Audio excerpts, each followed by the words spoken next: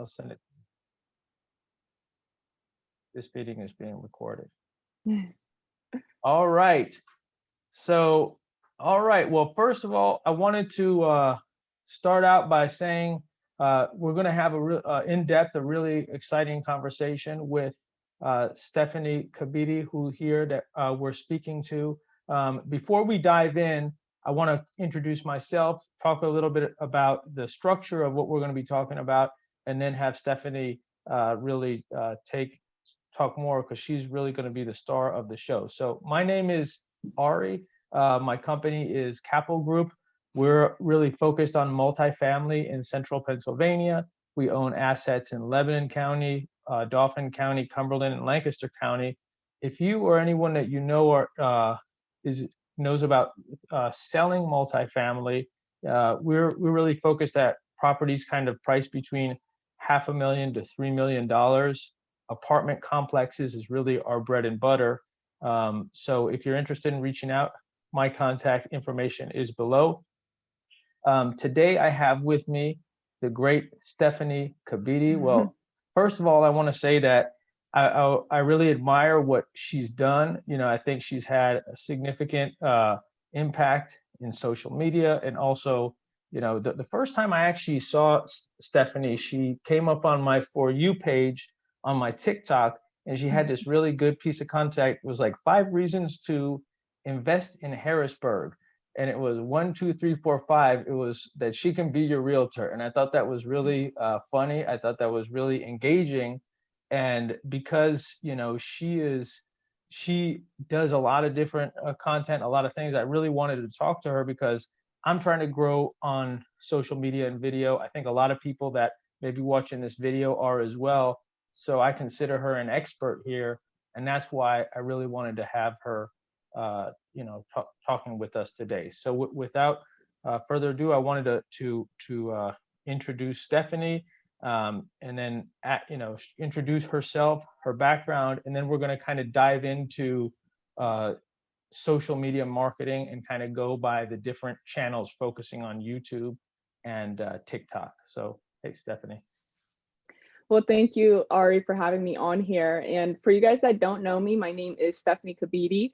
I'm a 21-year-old real estate agent in Central PA. And it's been crazy of how I got to this point.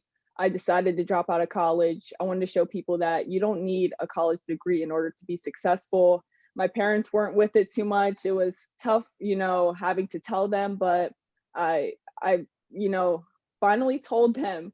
And then it was me just working a whole bunch, having e-commerce businesses, working 7 days a week, and then coming home, working on the e-commerce business, making that, helping that to grow. And then I realized that my mind was all set around money. And, you know, none of us should have that. Our mind should be set on giving value, on, you know, helping people. So that's when I stopped my e-commerce businesses, still working the jobs at the time, but I am a Christian, and I realized that I needed to change my mindset. So I started diving into the word deeper, had to stop my warehouse job just because of asthma, you know, health problems. And then it was my other job, just working on the weekends, had to end up stopping that as well due to COVID. So had nothing going for me at the time, but towards the end of April of 2020, that's when real estate came to my mind, and I decided to become a real estate agent, and my parents were super supportive about that.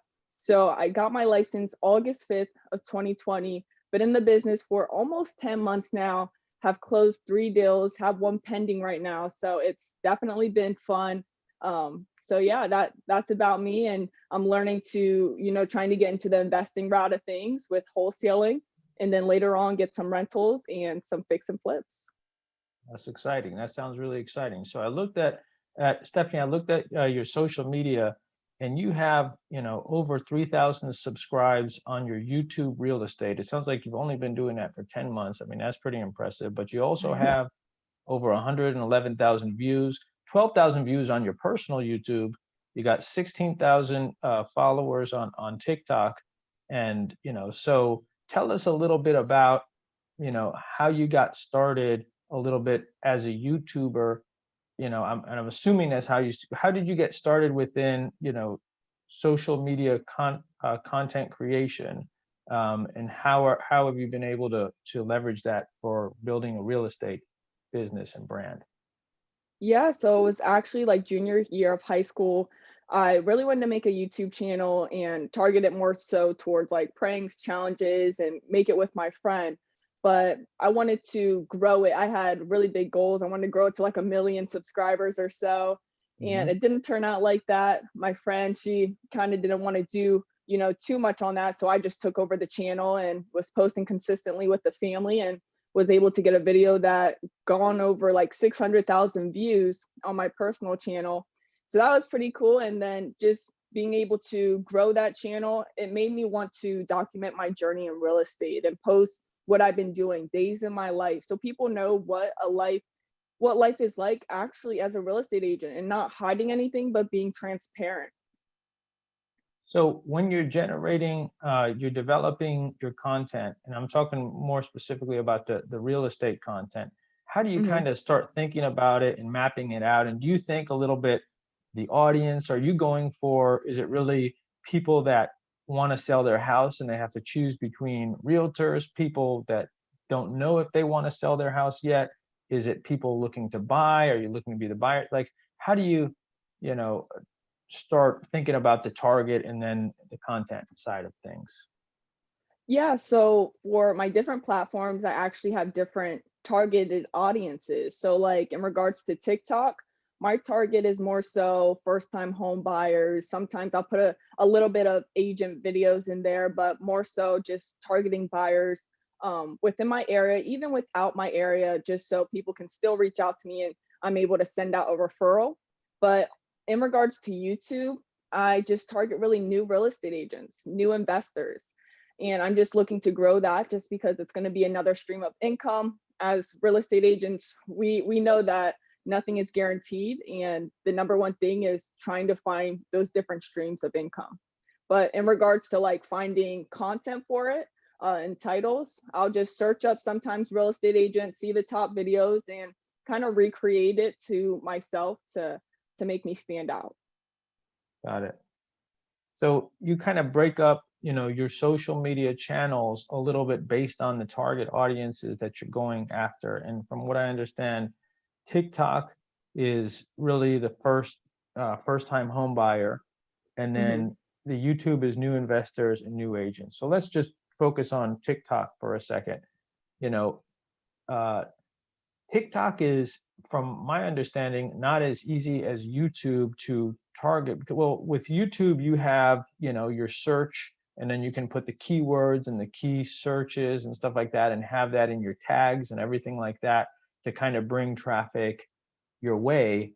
How do you target stuff in because a lot of times the TikTok algorithm, it seems like random stuff land on my For You page, and then I guess I swipe if I'm really not, or I kind of like scroll through if I know that I'm not interested.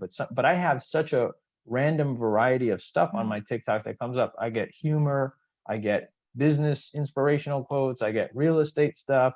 How do you go about sort of targeting that first time home buyer on TikTok? Yeah, so TikTok is actually the easiest way to go viral. That's why I love it so much. But when I am creating the post, I make sure to find the trending sounds.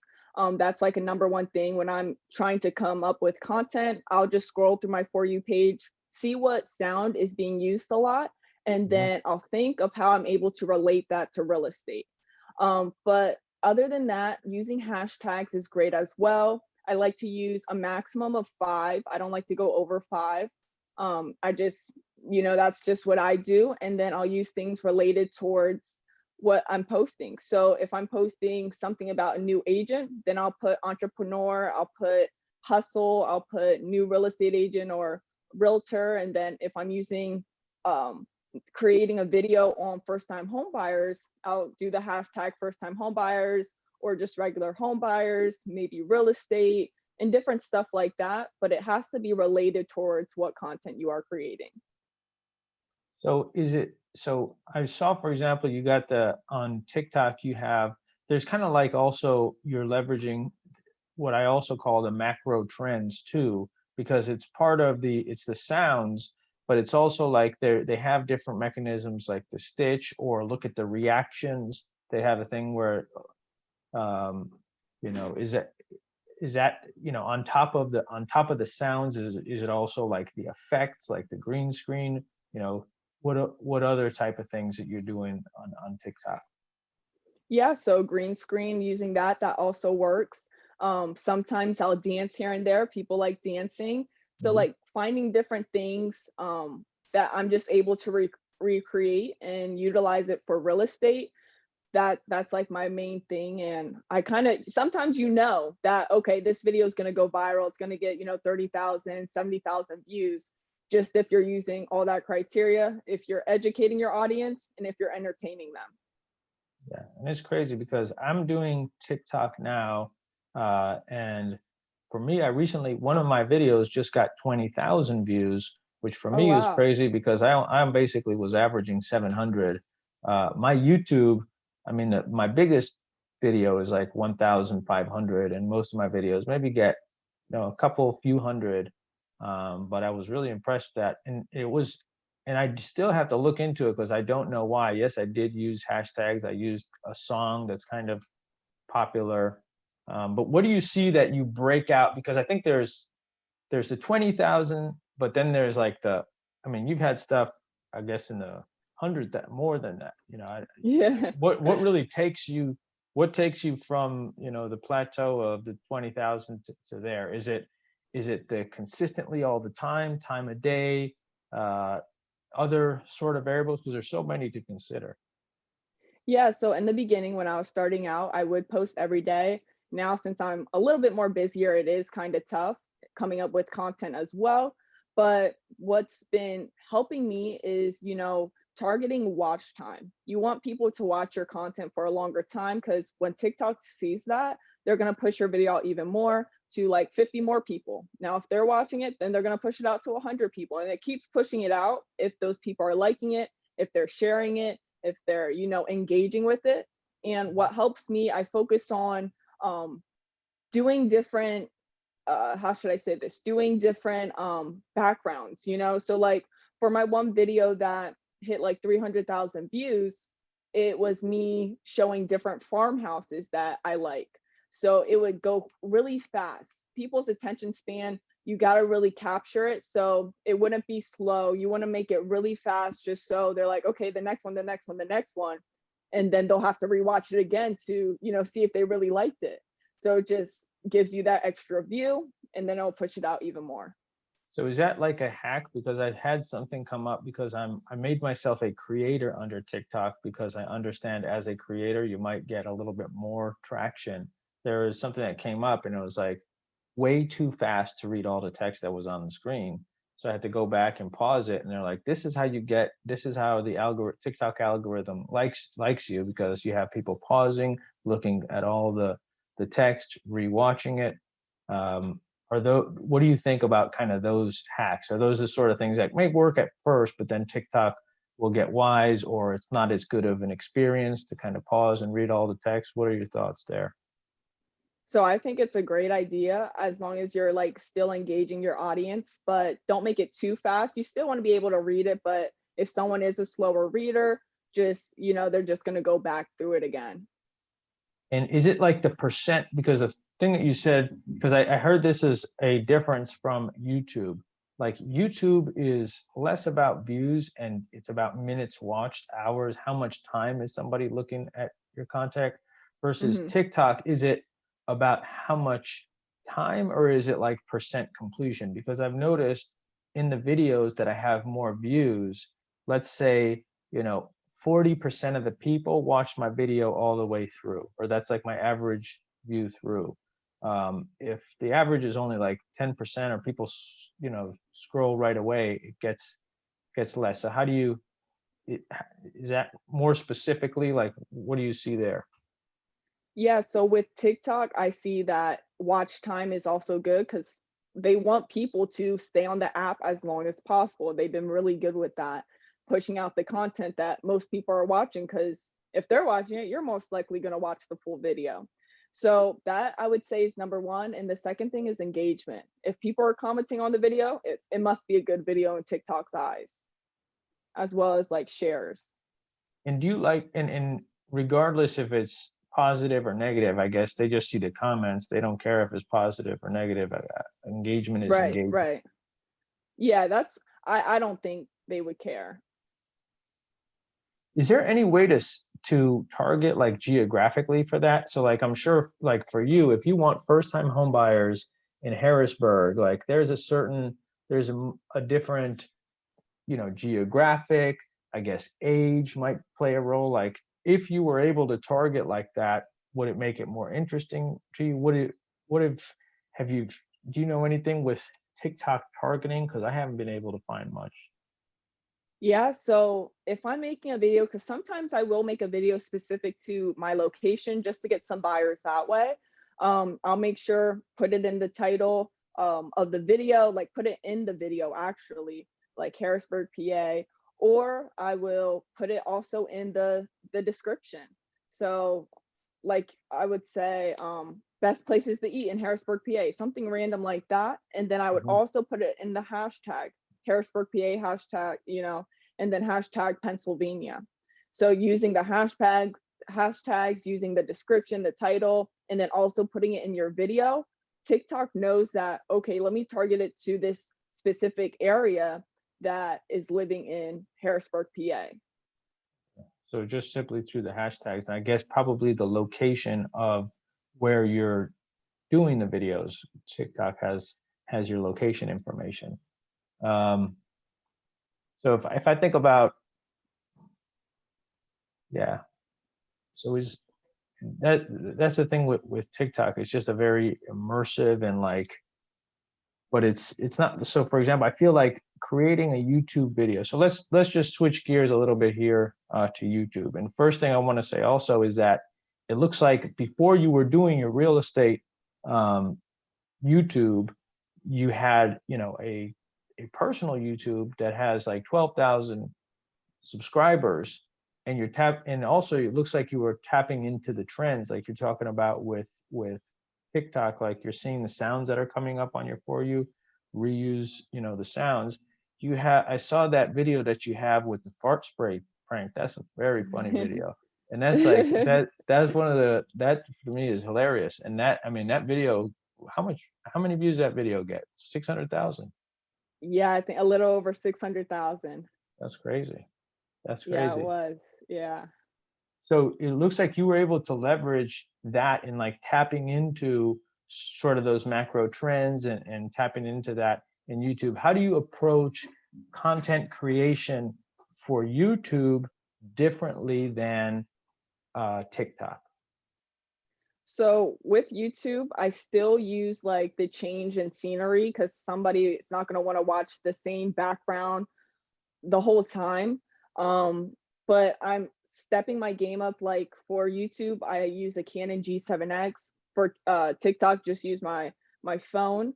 But in regards to YouTube, it's different from TikTok. TikTok's so easy to just get viral. YouTube, it takes time to be able to grow on the app. You have to be super patient, consistent, and it's different. You really got to know who you're targeting.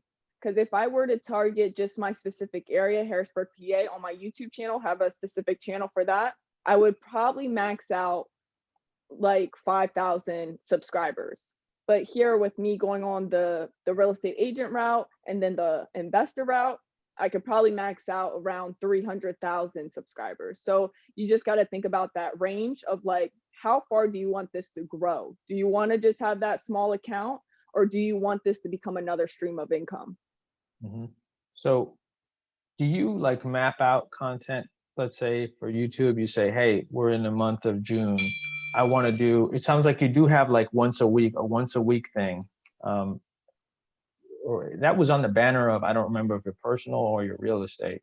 Yeah, But yeah, I try to do at least twice a week. I did do a little bit of a, you know, Google calendar of putting out my, all right, this video is going to be for Monday. This video is going to be on Friday.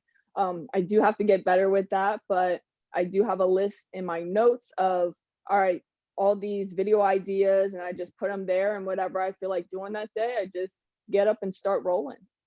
So you do have like a list. You're like, hey, I'm starting this YouTube, I'm starting this real estate business. You know, I know that this stuff does well on YouTube. The day in the life sort of stuff does really Mhm. well.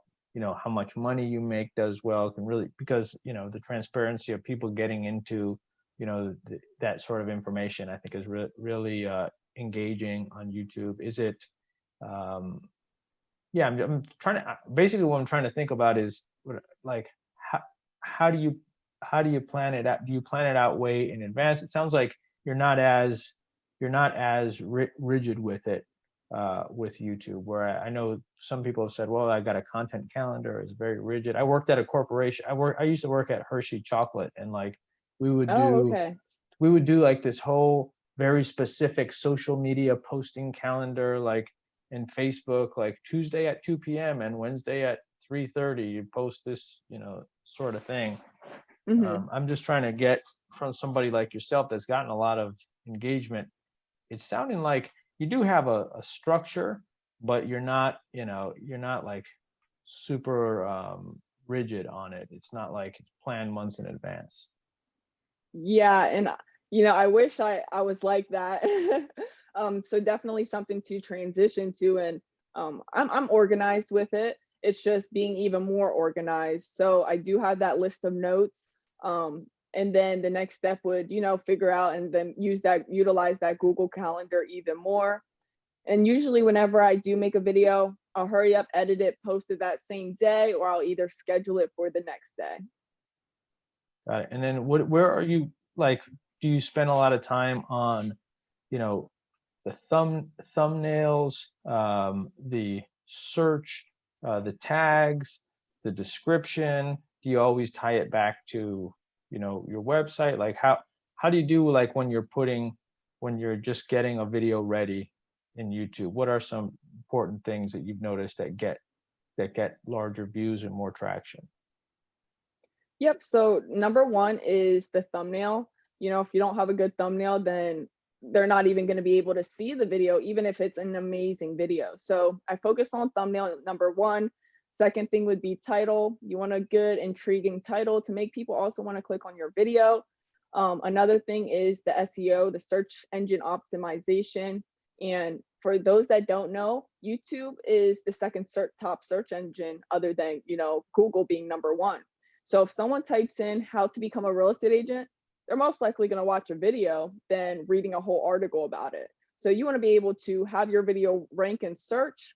So what you want to do is put certain keywords within your title, within your description, within your tags to help that video rank in search for you to make sure, you'll be number one when someone clicks on that type of title. But other than that, I don't spend so much time on the description. I also make sure just to put those keywords in, but number one would be title and the thumbnail. All right. And then I'm going to transition back really quickly to TikTok. Is your TikTok content creation strategy, like, or the content planning, a little bit more informal? Like you see some sounds that you like and you're like, okay, this is a sound, I'm going to sketch down, you know, what I could do with this sound. And then I'll just do a TikTok. That's the first part of the question. And second, have you noticed that time of day plays an important role in TikTok? Yeah, so for your first question, if I see a sound or something that kind of I can relate to real estate that's trending, then I just like the video and then refer to it later if I'm not filming that day. And then in regards to the time, I like posting in the evening. I feel like people are on TikTok mostly in the evening. So my favorite time is around 3 o'clock. And then if I'm posting another one that day, then maybe 6 o'clock or so, 5 o'clock. But for a Saturday, people are on their phones all day. Sometimes they're working, sometimes not. So I'll just post one TikTok maybe at like noon or so. All right, this has been awesome. Well, those are the main, questions that I had, on TikTok and YouTube, a place that, I've seen only. I can't believe you're only doing this real estate for 10 months. This is exciting. I mean, this is Time amazing. flies. The impact, but the impact, I think, and what you've done in a short time is, I mean, I've been doing this for like 5 years, and I've been doing content creation wasn't like a big focus, you know what I mean? But like that is really cool. Yeah, But social media, it changes the game. yeah, absolutely. Okay. So is there anything, any message or anything that you want to get out there, or how can people, get in touch with you if they're looking to buy a house or invest in real estate in Central PA? What's the best way to get in touch with you? Yeah, so in regards to the message, I just want to say, if you are trying to be an agent, you're trying to invest, whatever it is you're trying to do, never listen to someone that has never done what it is that you're trying to do, because you're just not going to do it just like them. And then the other thing is, I wanted to show people that you don't have to go to college to become successful. So take that into consideration. If what you're wanting to do does not need a degree, it's probably a waste. But in regards to reaching out to me, you can check out my Instagram, Stefanie Kebede. YouTube channel is Stefanie Kebede Real Estate. And then TikTok is also Stefanie Kebede. And then, yeah, just reach me out on there. And then I'd love to connect. All right. All right. Awesome. So thank you very much, Stefanie, for taking the time to be on to chat with me. So thank you. Thank you for having me. All right.